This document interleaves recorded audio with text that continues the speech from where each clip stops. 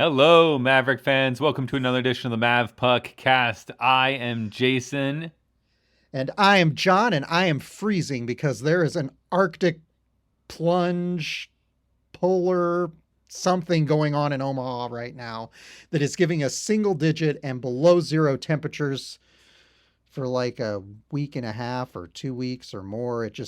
I was looking at the weather app on my iPhone, and it's not going to get any better anytime soon. But I look at the ice rink in my backyard going, man, that's some good ice. I was thinking about you today. I bet Jason's excited because that rink is rock solid out there. It's some fast ice, all 25 by 25 feet of it. Yeah, the problem is you got to go outside to enjoy it. I know. It's like, it looks great. I'm sure it's awesome. I'm not going out there. So, since we're not going out, we get to stay in and watch some hockey. And this recent weekend, we watched UNO head out to Denver to take on the Pioneers. I would say, yeah, that was originally supposed to be. It was originally supposed to be a home series against Colorado College, but because of COVID protocols, that ended up getting switched. Right. And then this weekend, we found out there were 3 players on UNO that weren't going to be playing because of COVID. That did not get this series postponed with Denver. So we were playing Denver in pretty close proximity to the first time we played Denver a couple of weeks ago at Baxter Arena. So we were looking to get our first win since fall of 2013. At Denver. Right. And it would not come on Friday. Friday was a pretty tight contest. Not a whole lot of wide open play, which I really think favored Denver, and it showed in the final score. Denver's got talent.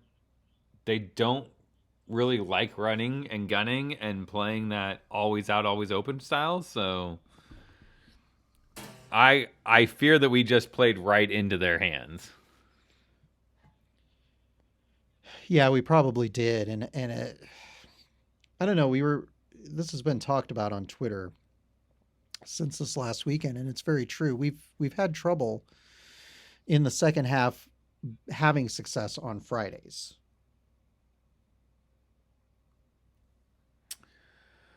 Right. But they played well. I would say that it certainly wasn't a lack of effort. I think Friday night, the biggest hindrance to us was just the goal early in the second period after you played a really good first period and kept the score 0-0.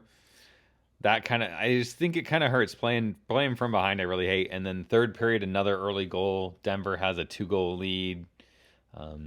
And you just go, I just don't know if they're going to claw back or not.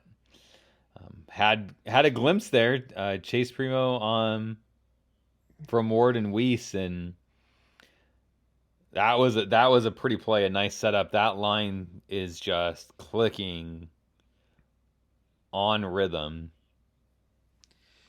Well, and at that point, you're down 2-1, so you think that anything's possible. You hope that Primo's goal opens up the floodgates and maybe primes the pump a little bit and gets some scoring. Ultimately, that was UNO's only goal in the game, and like you said, a pretty setup for that goal. And it was pretty cool that Chase Primo, who's a guy who in recent weeks has gotten the first goal in some of the games that we played to get that first goal. And even though it's late, in the third period at that point, you're thinking, there's plenty of time left. Oh yeah, there was still half the period, and you only needed one goal to still tie. About 12 minutes left. Right. Yeah, plenty of time. Tie the thing up. Anything can happen. Ultimately, it didn't happen. No, the power play goal, with what like a minute and a half or something left, that was definitely a nail in the coffin. You're back to a 2-goal deficit with. I just don't see us coming back. 2 goals in 90 seconds is just not. That's just rough. And that's, it's a shame, but they fought hard. They had chances. Yes. And a few minutes before that, and this was the big talk, was when UNO got the major got the game misconduct and Right. was basically killing off a penalty. And then, you know, a little bit later, then you have Jimmy Glenn get a minor for holding. And so It was Boyer that got the head contact. Is that Boyer, right? yeah, Boyer got that. Yeah, Boyer. Yep. Okay. So, and obviously fans, fans being fans are going to debate whether that should have been called or shouldn't have been called. But that obviously made it tough to make a late game comeback there. Certainly when you're fighting off a 5-minute major, that's not Yeah, easy. So. and I still say that their application of this, like, I understand what you're trying to do, and I commend them for trying to get head contact out of the Right. sport, because that's needed. But it just seems to me that there's a too much opinion on those. Like, it's not consistent, because I swear the exact same play happened on Saturday night, and it was only 2 minutes. And I'm Right. like, it's a carbon copy of what happened in the third period on Friday. But it happened against Denver, and so we only get 2 minutes. I know. So, regardless, as you said, they tried on Friday, almost came through with the win then. Not quite. It's always tough, as you say, when you get down early and you have to claw your way back. But Right. but they had opportunities. Just the last couple minutes, it wasn't going to happen. You weren't going to pull your goal and get the equalizer in that circumstance. So we move on to Saturday. Yes. And Saturday was a game for the ages. If you have an NCHC package, if you missed Saturday's game, quit your job, open up the app, rewatch the game, because it was a really good game. Jason, is it on the NCHC app? Because this was the CBS Sports game. I did not get to see this game. Oh, that's right. I have been dreading. First of all, I've been dreading talking about this series because I knew that, because I do not have CBS Sports, and we talked about that. And Is there something else I can help with? Okay, Siri's talking to us again. Siri has made a guest appearance again on this podcast, despite me putting it on. She doesn't have an answer for why you don't have CBS Sports. Well, there are a lot of reasons I don't. I swore when we cut the cord on cable back in 2015, I was not going to get a multi-channel bundle. And at that point in time, there weren't as many as there are today. I think Sling was kind of the main one. I wasn't going to do that because I thought the minute I get used to a multi-channel bundle is the minute it's going to become the same price as, the cable package, which I just got rid of. And as a number of people know, the prices of those things have gone up, and CBS Sports is not a particularly, as far as streaming partners go, they're not my favorite because they don't really have a robust online platform like some of these others. You can get it through a bundle with other channels, like through YouTube TV and Hulu's live TV option, where it's bundled with things like Home and Garden Television and TLC and the Food Network and stuff like that. But so I did not have it, and I wasn't really willing to jump through a bunch of hoops or sign up for a free trial or whatever for one game. So I decided to listen to it on the radio, and I love Terry Leahy and Donnie Barnes, but then I figured out very quickly that they were sitting in the players lounge at Baxter Arena watching the game on TV and doing their radio broadcast based on the TV broadcast at Baxter Arena, which I thought was interesting. At this point, I should have just had Jason, Facebook or FaceTime this thing for me so that I could watch. Don't worry, I'll be sending you a gift card. I'll be sending you a gift card the next time this happens if I don't sign up for a trial, Jason. But anyway, I digress. But normally. We talked about this in our chat message during the thing. Is like, normally this is the type of thing that, since we subscribe to those already, we'll come out to your house. Like, it's just the perfect opportunity to have come over. We'll do some food. We'll hang out. It's a good old time. So stupid COVID, and we can't do that. Exactly, we can't. We could have potentially considered it maybe if we weren't going to be going to more in-person hockey games, but I'm not going to risk potential exposure from you guys getting it before I go to the hockey games, and you guys have things going on, and you don't necessarily want us bringing something into your house. So yeah, we would have normally done something like that, or we've gone to sports bars for the CBS games, but that was not happening this time. We're not as cavalier as some of the fans who probably had no problem doing that. So we didn't get to see this. It sounded like a great game. The highlights looked fantastic, Jason. Yeah, it was, I was worried early on. I don't know, from the radio broadcast how much you felt on this, but Denver goes up 26, like off the opening faceoff practically. I mean, 26 seconds into the game, and Denver's up 1-0, and I'm thinking, oh God, it's gonna be a melee. We're screwed. I was really worried after that point, just because how deflating that early goal can be. They fought hard though. They kept in it, and not too long after, you've got Taylor Ward tying the game at 1 in the first period. Those were, yeah. So we end the first period tied. And those were two really quick goals, and one of the goals, I can't remember. I think it was the Denver goal. The radio broadcast wasn't even going. They had to tell us after they got back from the commercial, from their commercial break on 11:80 a.m. here in Omaha, that the Denver goal had happened, and then boom, right away you've got the Taylor Ward goal. So I'm like, this was really the game to not sign up for that free trial. What was I thinking? I was a little concerned I was missing out on something good at that point. Right. So second period comes, and we get this really nice downtown shot from Taconic that puts UNO up 2-1. And they looked like they were playing really well at that point in time.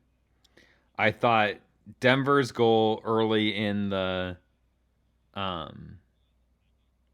second was one that it's just an unfortunate kind of thing. It didn't look like they really deflated the guys too much, but you could tell that they played a little different after that, being in a 2-2 game with Denver.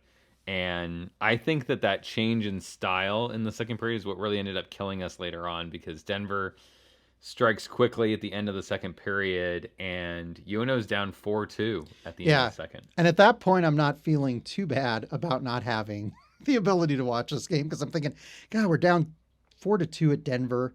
Denver's a solid team. We've struggled out there. I'm thinking, I don't know that they're going to come back in this game. But they come back. Right, yeah. And third period comes in. Even in the start of the third period, I just didn't think we had a lot of... No. Just like, there was no urgency to it, right? Right. It was like, yeah, we got the whole third period. We'll be fine, right? Right. And I was a little worried. And then Knepke scores, and I'm thinking, all right, we've got, just like Friday night, we're down a goal. We've got half a period left. Can we find a way to do it? And watching that Knepke goal, and he fired that thing from out at the Safeway logo. I got to be honest with you. That's a testament to just firing and putting the puck on net, because you looked at the angle that they had on the replay for that was, I mean, that thing didn't look like it should have, gone in, been a goal. And that's a testament. Put it on net and see what happens. And that's exactly what he did. And at that point, you're only down a goal. That's a good position to be in. Right. Conley comes through for us, ties the game about midway through the third. Yeah. Continues to be a reliable force for UNO. Oh yeah, captain consistent there. He is a rock solid player. So, yeah, fantastic goal for that. Ties the thing up. This is exciting. Yeah, like I say, that's all the boring stuff. Now we got through all the boring stuff. Now all the good fun stuff happens, right? Yep. It's like, I mean, we were a minute and a half left, I think, in the period, and Denver takes a penalty, a boarding call, which goes back to how that was not a 5-minute. I still don't understand. And I know that the CBS announcers were pulling for Denver because they were talking about how, he turned and it wasn't that bad and he got back up. And I'm like, no. You checked him from behind into the boards. His head was the principal point of contact with the boards. This should be 5 minutes, no debate. I saw. But no, we had a debate about how bad this was, and because it wasn't so bad, therefore there should only be 2 minutes. And I'm thinking, I really hate this objectivity crap. I saw none of it. Listening on the radio, I couldn't tell one way or the other. It really reminded me of. So what did it? I'm really curious because I really feel like the announcers that we got for CBS were tilted Denver's way. I don't know. Was Starman one of the guys on the broadcast? Yeah. Which I like him, but I don't know. I can't attest to what they said. I don't know. I honestly. But what was Leahy and Barnes like? I mean, did they? In my experience, I don't listen to them a lot on the radio because I'm usually at the game or watching on NCHC TV. I mean, did they seem to have an opinion either way on that? Did they give you any inclination as to whether or not they thought it should have been 5 or 2, or I can't. Did they just kind of call it this is the way it is? I honestly can't remember. I don't. Okay. I don't know. I'm sorry. It's been. That's fine. It's been a few days, Jason. I can't remember, but I saw the debate that ensued on Twitter as I was looking on my phone. So I thought, well, I'm like, this first of all has been an incredibly interesting game that I've only been able to listen to. And I'm thinking, how for the first however many years of this program did I listen to? Because we listened to the road games every single weekend they were on the road on the radio. It's like, boy, it's interesting what you would go with. So no, I didn't get a feel one way or the other on that. I don't recall Barnes or Leahy getting too incensed about it one way or the other, to be perfectly honest with you. And that's fine. A lot of my former friends and stuff who are still Denver ticket holders and stuff, we were chatting back and forth, and of course they're going Homer, right? Like, I'm saying it should be 5 only because I'm cheering for UNO, but it is what it is. We all agreed on the next one though, because like 30 seconds later, Taylor Ward gets called for hooking, and even my Denver friends said, WTF, that was not a hook. Yeah. He went for a stick check, and his stick slid up the stick and hit the hands, and that's not a hooking call. Yeah. That was I don't want UNO to score and have us be the reason why UNO wins this game, so I'm going to even it out, essentially. Right. Which sucked. So we go into overtime, and then we're all going up in arms about this because clearly, armchair fans know more than the refs. Although I still have yet to have to explain to me exactly what the heck they were doing. So the format for overtime is 3-on-3. Both Denver and UNO had a player in the box. And so you're not going to go 2-on-2. Right. It should have, as I understand reading the rule book, it should have stayed 3-on-3. When the Denver player got out of the box, it should have been 4-on-3 power play for Denver.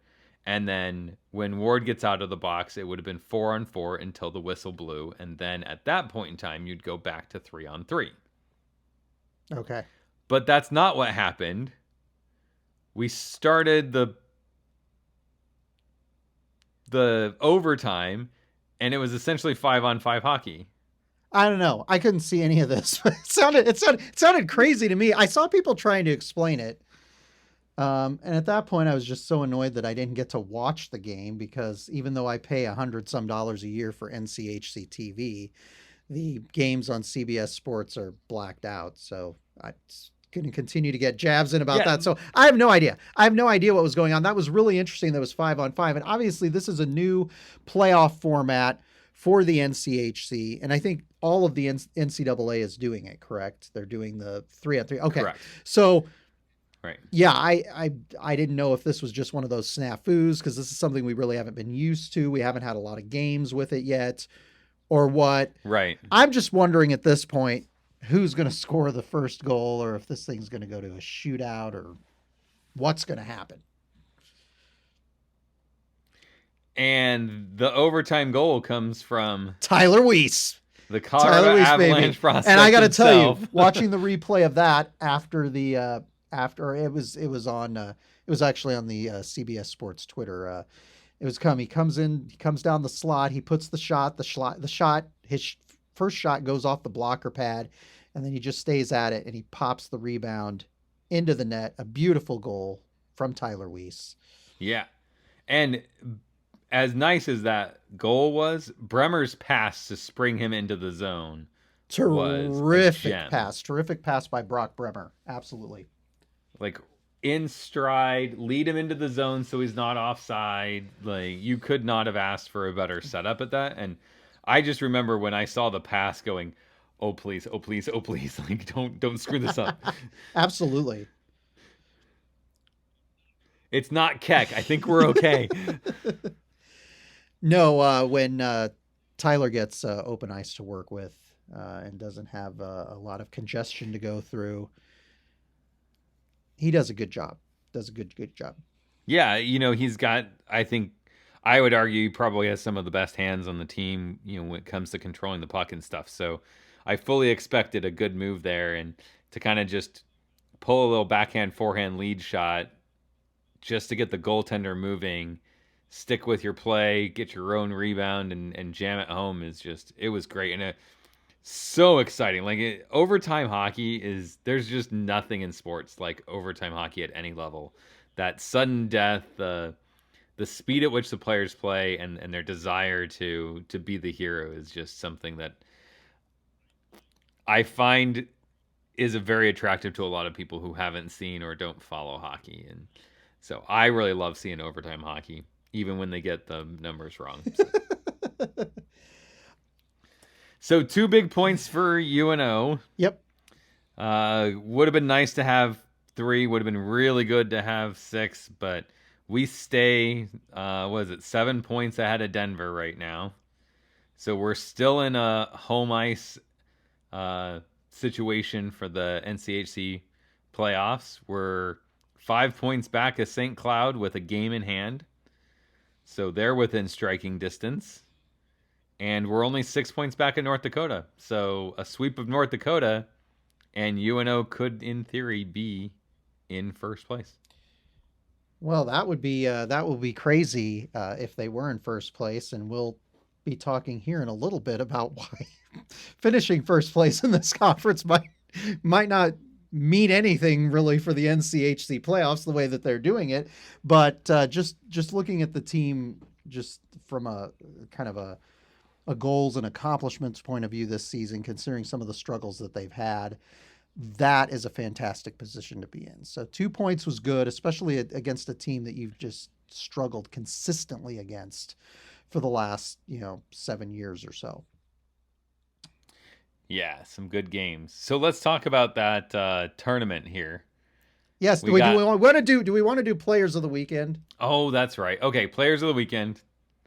Okay, well, since I didn't get to watch Saturday, I'm just going to pick the obvious. I'm going to pick the obvious guy here. I'm taking him. I know he's one of your favorite players, one of my favorite players too. I'm picking Tyler Weiss.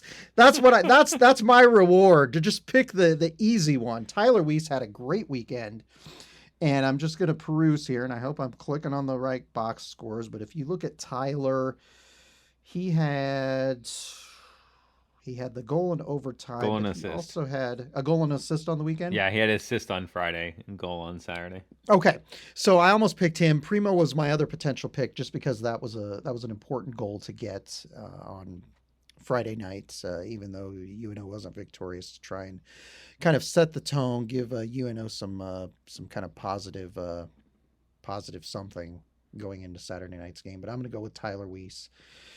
He's been playing really well this entire season, and that was a big goal to get in overtime, especially considering the weird penalty circumstances that you and I were just talking about. So we got to go with Tyler.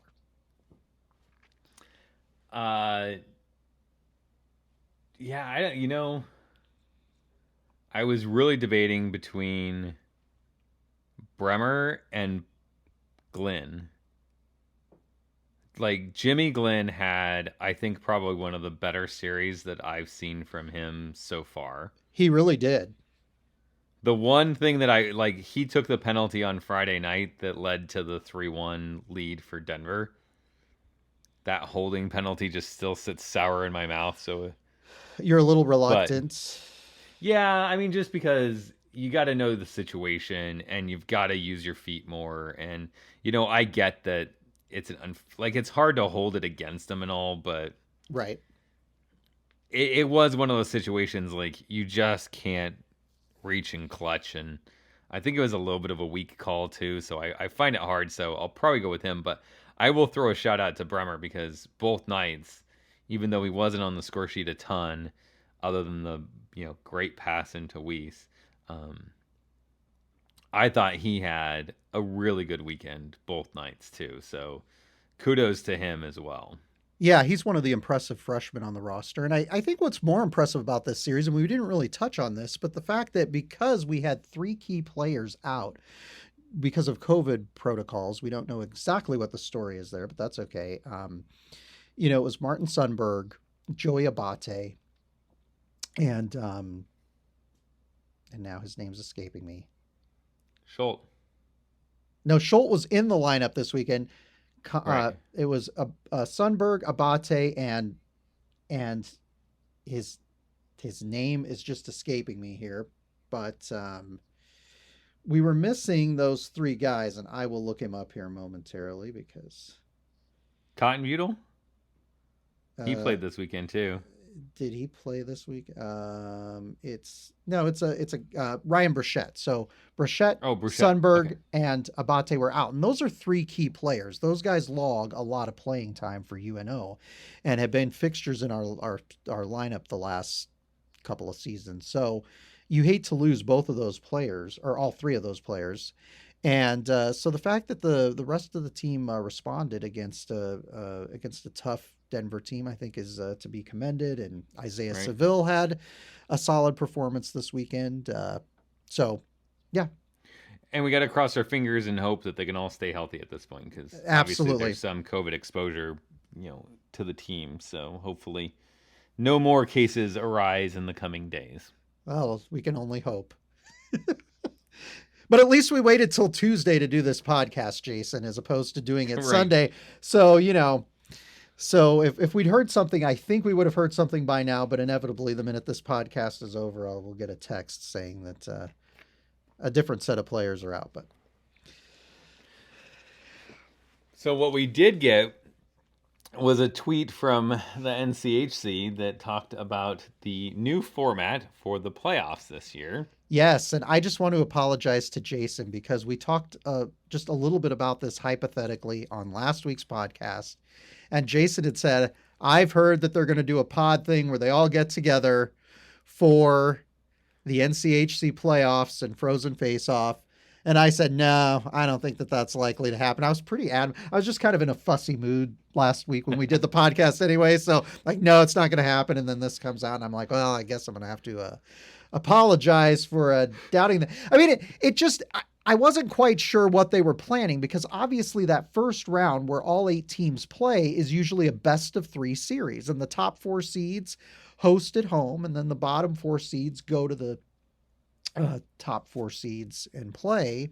And then the winners of those games normally go on to the Frozen Face-Off. But this year, the NCHC is going to host them all at Ralph Engelstad Arena, which is the home arena of the North Dakota Fighting Hawks.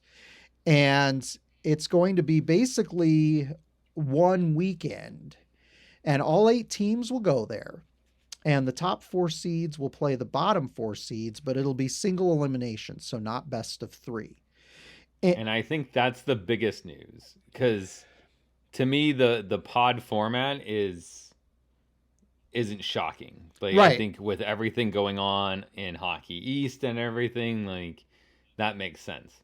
But to change from a best of 3 to a single elimination, I mean, this is the year that literally the regular season has almost no bearing, because North Dakota's, I don't care where you finish, North Dakota's the home team for every game. They're selling tickets. Like, tell me that that arena is not going to be 99% green. Yeah, for every game. It's going to be 99% North Dakota. So if you're not North Dakota or you're not playing North Dakota, it's a neutral site game.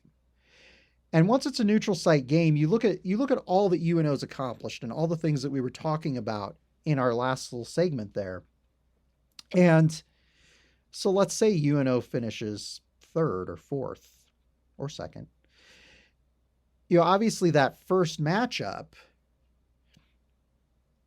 they likely won't be playing North Dakota if they finish in the top four. They won't be playing North Dakota unless they just won't. I think they won't. But the thing right. about it is, but if they play any of those other teams in the NCHC, any of the bottom four teams, the reality is they're not going to have the home ice advantage that they would in a best of three series. This is a neutral site game. It's one and done. And those bottom of the conference teams, they knowing that all they have to do is come in and win one game, anything could happen in those games.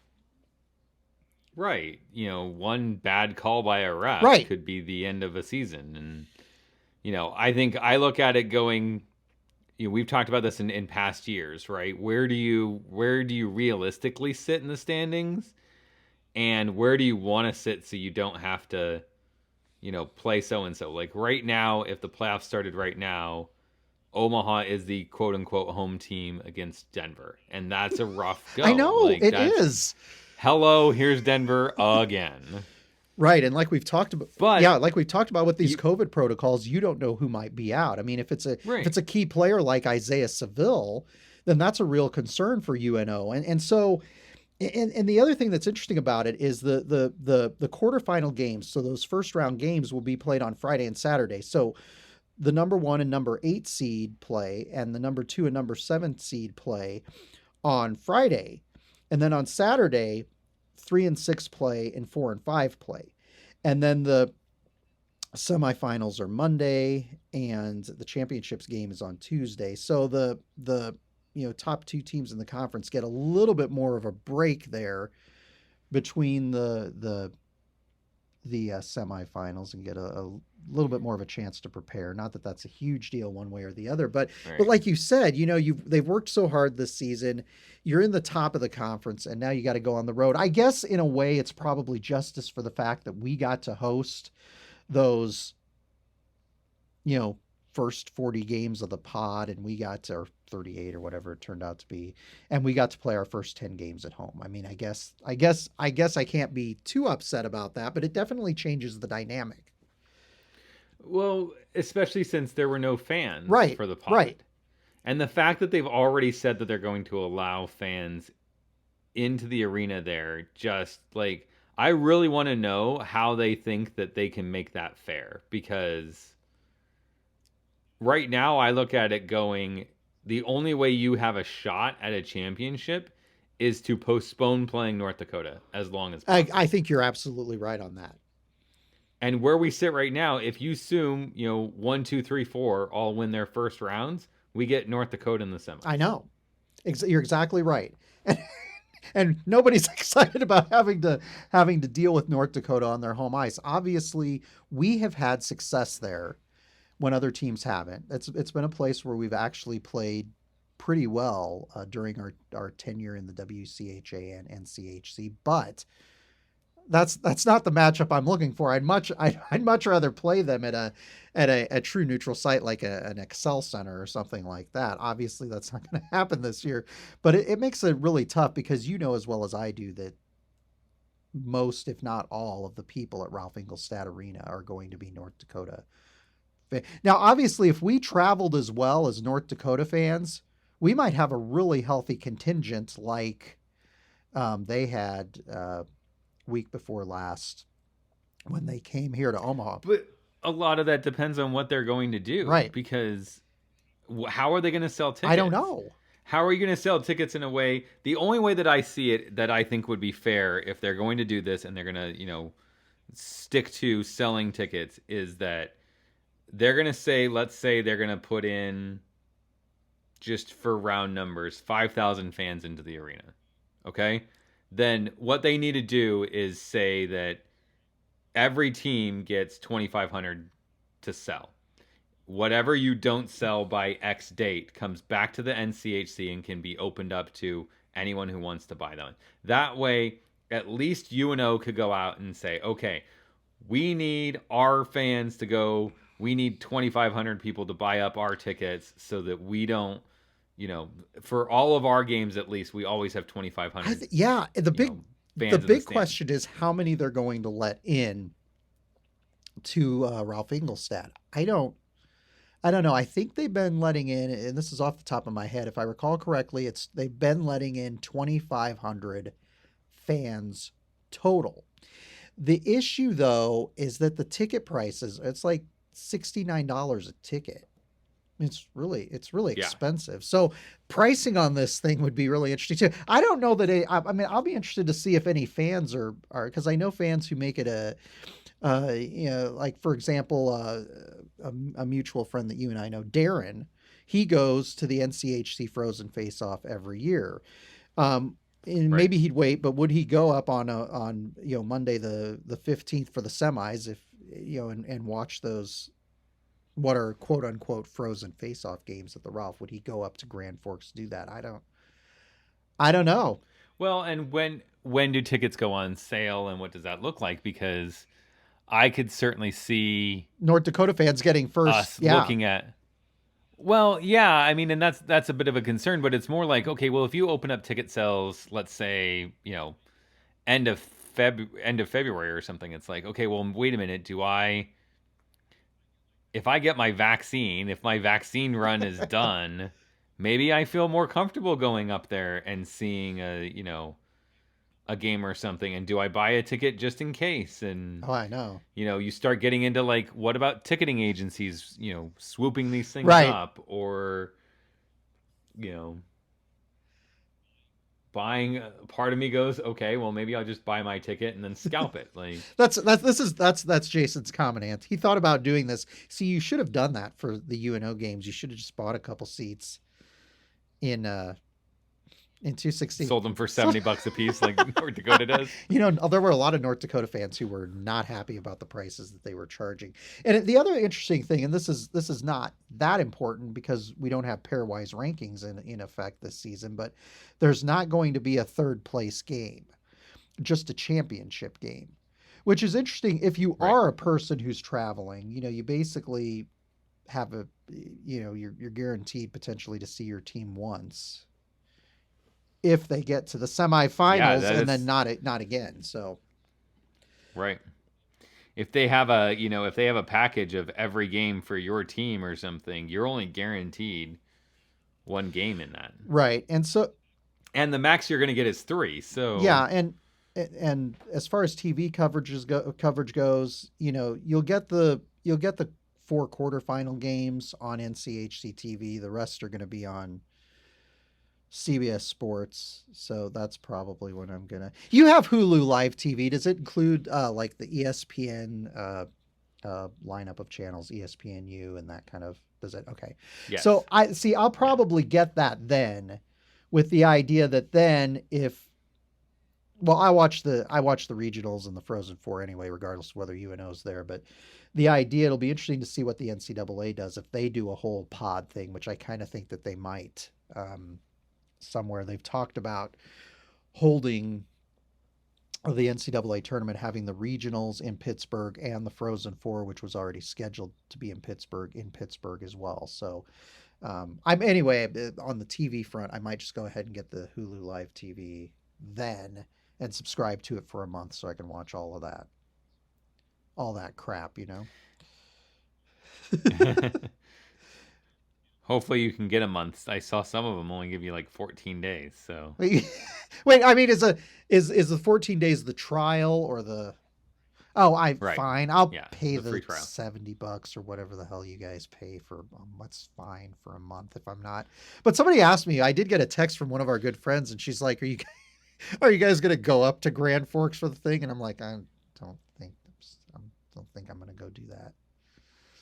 I don't know, man. I don't know. We'll see. There's a lot that can happen in the next few weeks, and the weather's been just horrible here, so I'm not sure I want to really go, but we'll see.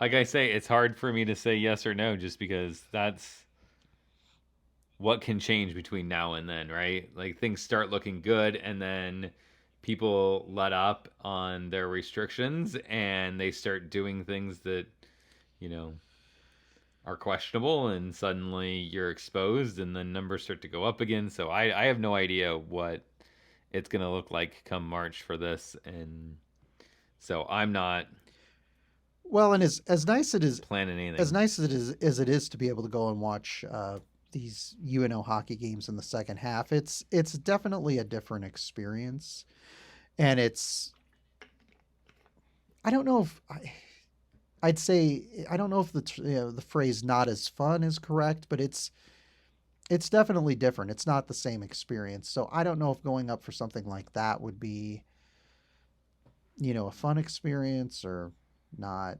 I just don't know. But it'll be interesting to see because, like, I think the biggest thing on this, though, the most salient thing is UNO could have a really strong finish, but they could end up going down in one game on March 12th or March 13th, and that would be it for the, NCHC playoffs for the team. So, yeah, Denver's always been a nemesis. Western Michigan's looking a lot better now. They're certainly in a 3-game best of 3 series. Right. I feel a lot better about playing. Absolutely, Western Michigan. absolutely. Same thing with one game. It's hard. It's hard. It's a coin flip. It's hard to say. Yeah, and you even look at two teams that you would think we would beat, like Colorado College and Miami. You don't know what might happen in that one game, right? A 1-game tilt. So it'll be interesting to see. It's interesting how they did that. So, speaking of Colorado College, yes. Do we talk about the pre-Valentine's Day series? Yeah, and again, every time we make a prediction, then we find out this player's gone or that player's gone, and right. Yeah, had I known that we were going to be missing those 3 guys, I don't know. Well, I picked the split anyway, so I don't know that I would have changed my prediction, but I'm sure that it probably would have changed yours. I probably would have picked that we got swept, to be honest with you, without those 3 guys, because those are Sundberg, really important part of the offense. In particular, and Abate he's like the Energizer Bunny out there. So yeah, all 3 of those guys were our key contributors. So yeah, I probably would have. So I don't know what'll happen. And I don't know if they'll be in the lineup this week or not. I don't have any idea. Right. I mean, it all depends on when they technically entered the protocols to know when their date out is, and even then you start questioning, like, what is their fitness level. I've heard some NHL players and stuff that have contracted it, and the challenges that they are going through to get back into playing shape are very significant. Right. I mean, these are guys that are in peak shape. This isn't the 1960s hockey, right? This isn't guys with beer bellies out there playing professional, right? Sadly, these are finely tuned athletes. Sadly, right? No. Right. I preferred the days of golf and hockey when you would have guys who looked like me playing it. That's what I miss. Right. Now they all look. I mean, you see these golfers now. It's like size, 29 waist. These guys are in great shape. They have workout regimens. And the same thing in all the professional sports, including the NHL. So, yeah, they're right. These guys are in peak physical condition. But when you're dealing with a virus that affects your cardiovascular system, and your ability to breathe, and it can definitely have an effect on these guys. So it's just hard to say, even if they are allowed back, like, what shape are they in at that point in time? Right. They test negative, but that doesn't mean that they're back to 100%. So yep. I will say this. I am making my predictions. Okay. Based on those 3 players not playing. Okay. So if that affects you at all, you go your own route. Right. Yeah. We'll see. So we've got the 12th, 13th, 7:07 on the 12th, 6:07 on the 13th, both on NCHC, both here at UNO. John will be at the games. Yes, I will be at the games. I will not. You will not. Sadly, you will not. You should, yeah. Sadly, you will not. I'll be interested to see what attendance is like. I figure it'll probably be pretty low. I don't think it'll match the North Dakota series as far as interest goes, but Who Right. knows? Like I said, there were a number of people at those North Dakota games who looked like they just wanted to go out and do something. So maybe on Valentine's weekend, going and catching the Mavericks and the Tigers playing hockey at Baxter Arena will fit the bill. I don't know. I'm gonna And I say don't think we haven't lost to Colorado College yet, have we? I don't think we have. Let me I look. mean, we walloped them the first game in the pod when they finally got here.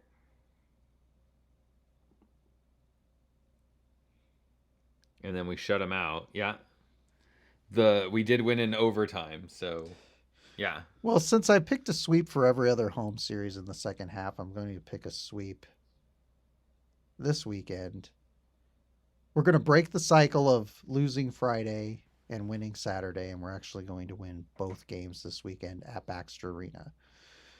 And that would be big because this is after this, as far as home games, there's a single game First North Dakota at the end of February versus North Dakota, and then that's it. That's it for fans. We're not going to be worrying about the first round of the NCHC playoffs, which I'm kind of glad about. I didn't really want to have to mess with buying tickets for that. So yep. So I'm picking the sweep. So you're picking sweep. I'm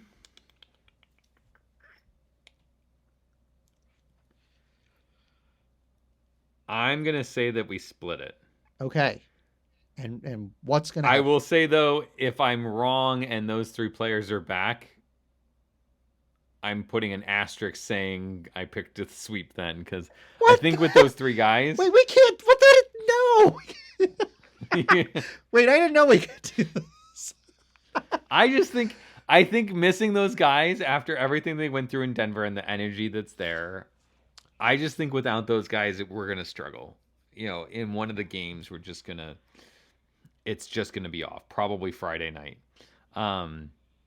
But if we get them back in the lineup, like I like having them back and the energy that brings to the team, and so especially Abate, we've needed some help in the face-off circle against Denver, and so to have him back, I think would be huge against Colorado College and give us I would go for a sweep at that point in time. But assuming that those three guys can't play, I think we probably lose on Friday and win on Saturday. Okay, or more guys come down with COVID and the whole thing is canceled. So. Well, we've got a couple days, so who the hell knows what will happen? Right. I don't know. It'll be interesting to see, but if it does happen, it should be fun, should be exciting. Like we were saying, this was rescheduled, so this series was actually supposed to be last weekend at Baxter Arena. We were supposed to have 3 weekends in a row of hockey, so it was kind of nice to get a little bit of a break there. But we'll see what goes down this weekend at Baxter Arena. That we will. Well, until next time, until the next episode of the podcast, be sure to follow Mavpuck on Facebook, Mavpuck on Twitter. You can find links to our social media channels at mavpuck.com. And we would encourage you on this podcast, on all the platforms we are on SoundCloud, Apple Podcasts, YouTube, to like and subscribe and leave a review if it's positive. If it's not, don't leave a review. We would love to hear from you, because that helps our analytics. It helps further our reach, and that's what's motivating us at this point. You guys, the fans. That's right. So until next time, go Mavs. Go Mavs.